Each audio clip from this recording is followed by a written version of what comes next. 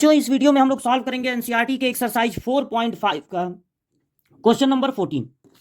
देखिए 7 से लगाए 14 तक सभी क्वेश्चन में using matrix method solve system of linear equations.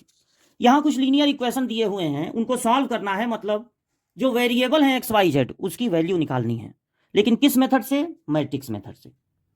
सबसे पहले हम लोग एक मैट्रिक्स बनाएंगे एक्स वाई जेड के कोफिशिएंट को लेके, यानी 1, और यहां y का कोफिशिएंट है -1, z का कोफिशिएंट है 2। अब सेकंड वाले इक्वेशन को देखिए, x का कोफिशिएंट 3, y का 4, z का -5। फिर थर्ड वाले इक्वेशन से 2 -1 और 3। एक और मैट्रिक्स बनाएंगे एक्स वाई जेड से, इक्वल टू लगा के एक मैट्रिक्स बनाएंगे जो इक्वल टू के बाद नंबर दिए गए हैं ना, 7 -5 और 12 को लेकर। इस मैट्रिक्स को हम कहेंगे मैट्रिक्स ए, इसको मैट्रिक्स एक्स और इसको मैट्रिक्स बी। हमें एक्स वाई जेड की वैल्यू फाइंड करनी है, तो इसको यहां से हटाना चाहेंगे हम। अब चूंकि इस मैट्रिक्स का इसमें मल्टीप्लाई हो रहा है, अगर इसको इधर ट्रांसफर करें तो डिवाइड हो जाएगा, और दो मैट्रिक्स को डिवाइड करना हमको नहीं सिखाया जाता। तो इसको हटाने का तरीका क्या है? इसको हटाने का एक तरीका यह है कि इसी के इनवर्स से इसमें मल्टीप्लाई कर दिया जाए तो यह हट जाएगा। तो अब हमको फाइंड करना पड़ेगा ए इनवर्स। तो ए इनवर्स के लिए किन किन चीजों की जरूरत पड़ती है? सबसे पहले जरूरत पड़ेगी ए के डिटर्मिनेंट की और बाद में एडजॉइंट की। तो ए के एलिमेंट से सबसे पहले बना लिया जाए डिटर्मिनेंट, और उस डिटर्मिनेंट की वैल्यू निकाली जाए। डिटर्मिनेंट की वैल्यू निकालने के लिए 3 × 3 का डिटर्मिनेंट, कोई भी एक रो चूज करना पड़ेगा या कोई भी एक कॉलम। तो मान लीजिए आप पहला रो चूज कर लेते हैं। 3 × 3 के डिटर्मिनेंट का साइन होता है plus minus plus minus plus minus plus minus plus. तो पहले R1 का जो साइन होता है प्लस माइनस प्लस, वो यहां लगाना पड़ेगा। अब इन एलिमेंट को नोट करके, यानी +1 माइनस माइनस प्लस हो गया तो फिर +1 और ये +2, इनका रो कॉलम छोड़ छोड़ के डिटर्मिनेंट बनाना है। तो इसका रो और कॉलम छोड़ेंगे, बचेगा 4 - 5 -1 3। इसका कॉलम और रो छोड़ दीजिए, 3 2 -5 3। इसका कॉलम और रो छोड़ दीजिए, 3 4 2 -1। अब 2 × 2 के डिटर्मिनेंट की वैल्यू निकलेगी क्रॉस मल्टीप्लाई से, तो 1 × फिर 1 × 1 को लिख भी सकते हैं, नहीं भी 1 का मल्टीप्लाई करने पे कोई फर्क तो पड़ेगा नहीं। इनका मल्टीप्लाई 12, फिर अपने तरफ से माइनस लगा देंगे, इनका मल्टीप्लाई 5। इनका मल्टीप्लाई 9, फिर अपने तरफ से माइनस लगा देंगे, इनका मल्टीप्लाई -10 होगा। जब यहां लिखेंगे तो माइनस माइनस हो जाएगा प्लस। इनका मल्टीप्लाई -3, फिर माइनस लगा देंगे, इनका मल्टीप्लाई 4 2 जा 8। 12 में से 5 माइनस होगा 7, 7 1 जा 7। 9 और 10 19, 19 1 जा 19। -11 में 2 का मल्टीप्लाई होगा तो -22।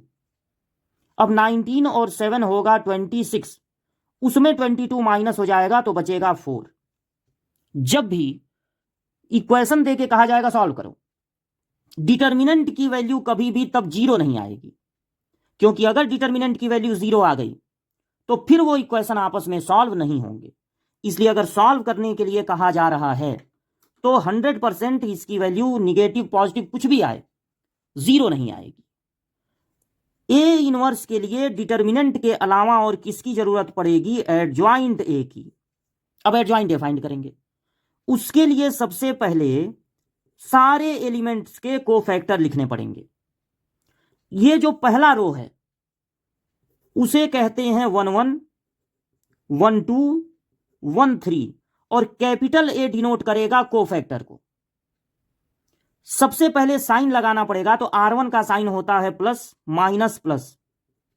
अब इसके बगल में छोटा छोटा आपको बना लेना है डिटर्मिनेंट, और इनको अलग करने के लिए ऐसे लाइन खींच दे रहे हैं। इन एलिमेंट का कॉलम और रो छोड़ के इस डिटर्मिनेंट में लिखना है। तो 1 1 वाले पोजीशन का कॉलम रो छोड़ेंगे तो बचेगा 4 -5 -1 3। इसका कॉलम रो छोड़ने पर 3 -5 2 3। इसका रो कॉलम छोड़ दीजिए, 3 4 2 -1। 2 × 2 के डिटर्मिनेंट की वैल्यू निकलती है क्रॉस मल्टीप्लाई से, तो 4 3 जा 12, फिर अपने तरफ से माइनस लगा देंगे, इनका मल्टीप्लाई होगा 5। तो बचा 7, माइनस है तो ब्रैकेट लगा लीजिए, इनका मल्टीप्लाई 9, फिर अपने तरफ से माइनस लगा देंगे, इनका मल्टीप्लाई -10 होगा, तो जब यहां लिखेंगे तो माइनस माइनस हो जाएगा प्लस, -19 आ गया, प्लस है तो ब्रैकेट लगाने की जरूरत नहीं है, इनका मल्टीप्लाई -3, फिर माइनस लगा देंगे अपने तरफ से, और इनका मल्टीप्लाई 8, तो आ गया -11। अब इसी तरह से R2 का लिखेंगे कोफैक्टर, तो इसको कहते हैं, इस पोजीशन को कहते हैं 21 22 23, तो A21 A22 A23। R2 का साइन माइनस से शुरू होता है, माइनस प्लस माइनस, छोटा छोटा डिटर्मिनेंट बना लीजिए, इसका कॉलम और रो छोड़ेंगे, कॉलम छोड़ दीजिए इसका और रो, -1 2 -1 3, ये 2 2 वाले का कॉलम रो छोड़ने पर 1 2 2 3, इसका कॉलम रो छोड़ने पर 1 -1 2 -1। अब वैल्यू निकालिए, माइनस है तो ब्रैकेट लगा लीजिए, इनका मल्टीप्लाई -3, फिर माइनस लगाएंगे, इनका मल्टीप्लाई -2, माइनस माइनस हो जाएगा प्लस। अब -1 में माइनस का मल्टीप्लाई +1, प्लस है तो ब्रैकेट मत लगाइए, 3 -4, माइनस है ब्रैकेट लगा लीजिए, -1, फिर अपने तरफ से माइनस, इनका मल्टीप्लाई -2, माइनस माइनस हो गया प्लस। अब ये जो थर्ड वाला रो है उसे रिप्रेजेंट करते हैं 3 1 3 2 और 3 3 से। थर्ड वाले रो का साइन शुरू होता है प्लस से, प्लस माइनस प्लस, छोटा छोटा डिटर्मिनेंट, इसका कॉलम रो छोड़ने पर -1 2 4 -5, फिर इसका कॉलम रो छोड़ने पर 1 2 3 -5, इसका कॉलम रो छोड़ने पर 1 -1 3 4,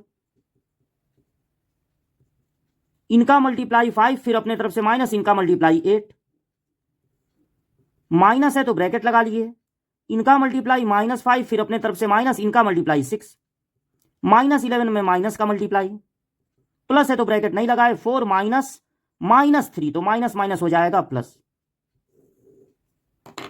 देखिए एडज्वाइंट ए होता है कोफैक्टर से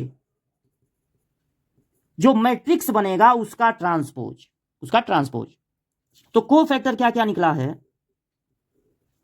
सबसे पहले निकला था 7 -19 -11, फिर निकला है 1 -1 -1, -3 11 7। अब ट्रांसपोज कर दीजिए, ट्रांसपोज का मतलब होता है पहले रो को पहला कॉलम बना दिया जाए, दूसरे रो को दूसरा कॉलम, तीसरे रो को तीसरा कॉलम,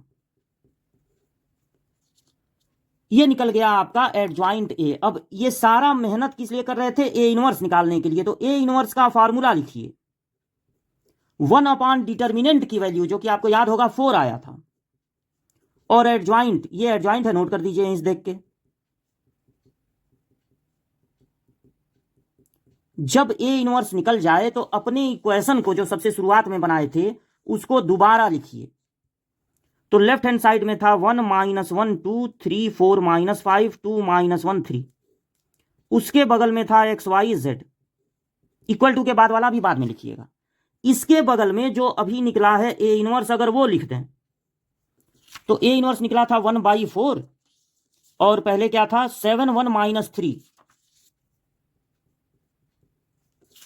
फिर था -19 -1 11,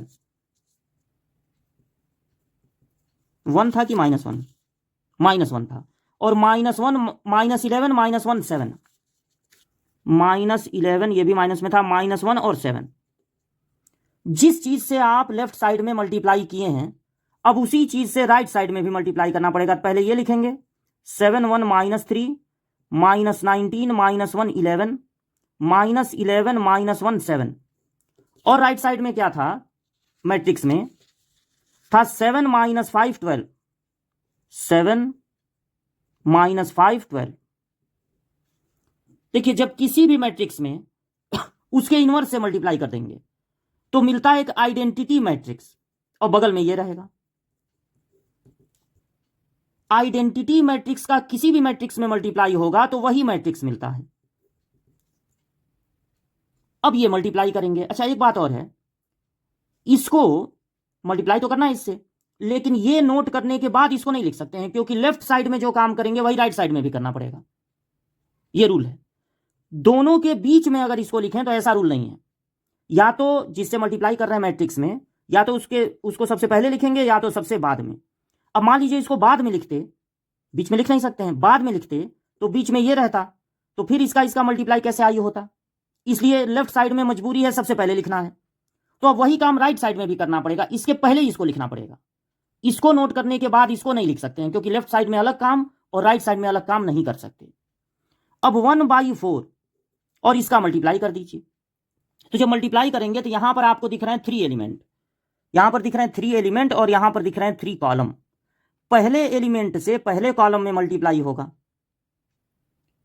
दूसरे एलिमेंट से दूसरे कॉलम में, तीसरे एलिमेंट से तीसरे कॉलम में।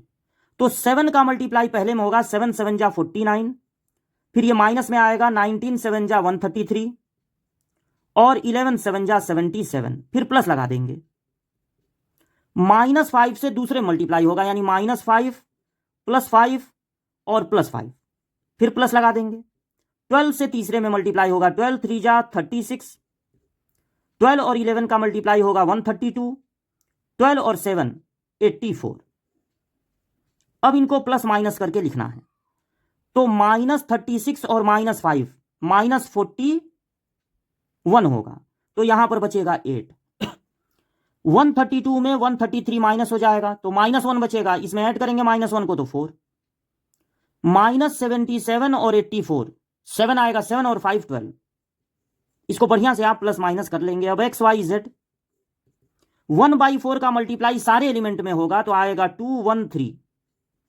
जब एक मैट्रिक्स दूसरे मैट्रिक्स के इक्वल हो तो पोजीशन वाइज एलिमेंट इक्वल होते हैं, यानी पहला वाला एलिमेंट पहले वाले के इक्वल होगा, सेकंड के इक्वल और थर्ड के इक्वल।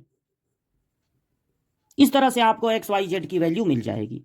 एक बार और देख लीजिए, कोफिशिएंट से एक बनाना है मैट्रिक्स, फिर XYZ से, फिर इक्वल टू के बाद वाले नंबर से ए मान लेना है इसको और इसका इनवर्स फाइंड करना है। इनवर्स के लिए सबसे पहले एडजॉइंट की जरूरत पड़ेगी, डिटर्मिनेंट की जरूरत पड़ेगी, बाद में एडजॉइंट की। एडजॉइंट के लिए सारे एलिमेंट का कोफैक्टर लिखेंगे बारी बारी से, उन कोफैक्टर से एक मैट्रिक्स बना के ट्रांसपोज कर देंगे, तो एडजॉइंट मिल गया। डिटर्मिनेंट और एडजॉइंट की मदद से ए इनवर्स निकाल लिए। अब इस ए इनवर्स से दोनों साइड में मल्टीप्लाई कर देंगे, दोनों साइड में पहले ए इनवर्स लिखेंगे, बाद में जो है वो लिख देंगे। तो इधर ये पूरा गायब होकर आई हो जाएगा, फिर आई भी गायब हो जाएगा, क्योंकि किसी भी मैट्रिक्स में आई का मल्टीप्लाई करने पर वही मैट्रिक्स मिलता है। इधर मल्टीप्लाई करके 1/4 को अंदर भेजेंगे, तो यहां पर एक 3 × 1 का मैट्रिक्स है, यहां भी एक 3 × 1 का मैट्रिक्स मिलेगा। ऊपर वाला नंबर x की वैल्यू हो जाएगा, मिडिल वाला y की और सबसे नीचे वाला z की। इस तरह से XYZ मिल जाएंगे।